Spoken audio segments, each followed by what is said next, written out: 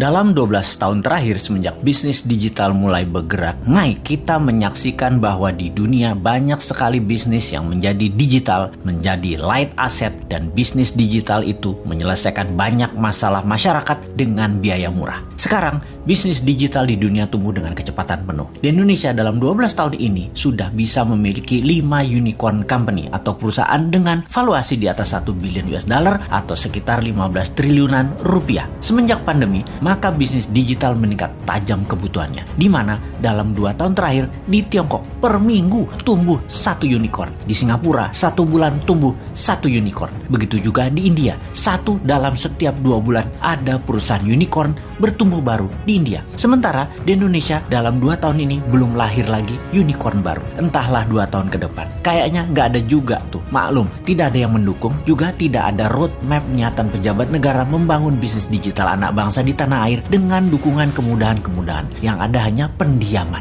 Ini faktanya. Kalau dilihat dari sisi bisnis, bagaimana kita melihat hal ini? Apakah orang Indonesia itu tidak kreatif yang bisa membuat masalah besar diselesaikan dengan teknologi digital? Atau regulasi pemerintah yang memang terlalu fokus di politik dan terlalu memikirkan pencitraan sehingga lupa mengangkat sendi bernegara lainnya seperti ekonomi, budaya, sosial, pertahanan, dan keamanan? Terlalu politik, sangat politik, serta politik adalah segalanya yang harus didulukan. Sungguh, unicorn ini berciri satu hal, semakin besar problem yang di-solve, semakin besar masalah yang terselesaikan. Maka semakin cepat perusahaan digital itu bertumbuh serta dibutuhkan karena memang menyelesaikan masalah-masalah besar tadi.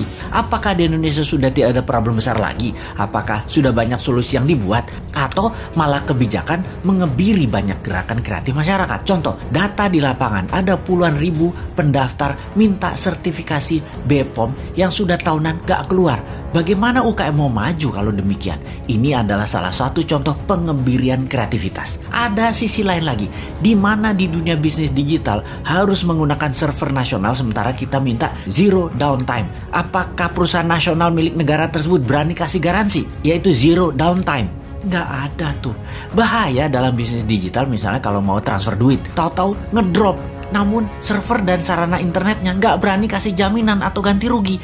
Berat lah. Nah, itulah susahnya berbisnis dengan negara yang berbisnis, yaitu BUMN. Sementara server dan fasilitas dari luar negeri sudah lebih murah plus garansi zero downtime. Kalau lama mereka bayar penalti, tetapi nggak boleh dipakai. Kalau bisnis digital buat browsing-browsing sih aman. Yang paling ditakuti adalah pada saat upload data. Ini nggak boleh ada downtime. Jadi, wahai generasi new mind, harusnya kita mengatakan lupakan mimpi jadi Mark Zuckerberg, lupakan mimpi jadi Jack Ma-nya di Indonesia, karena perusahaan Anda sulit jadi unicorn dalam waktu yang cepat. Apakah kalau mau kaya cepat di negeri politik ini emangnya harus breaking law, merusak aturan bisnis yang ada gitu ya? Kita jadi nggak bisa alim-alim amat kalau kayak gitu. Harus super kreatif mengalahkan kekakuan old mind regulator yang cari selamat di dalam menjabat, bukan malah untuk mempermudah masyarakat berusaha. Duh, lamanya 2024.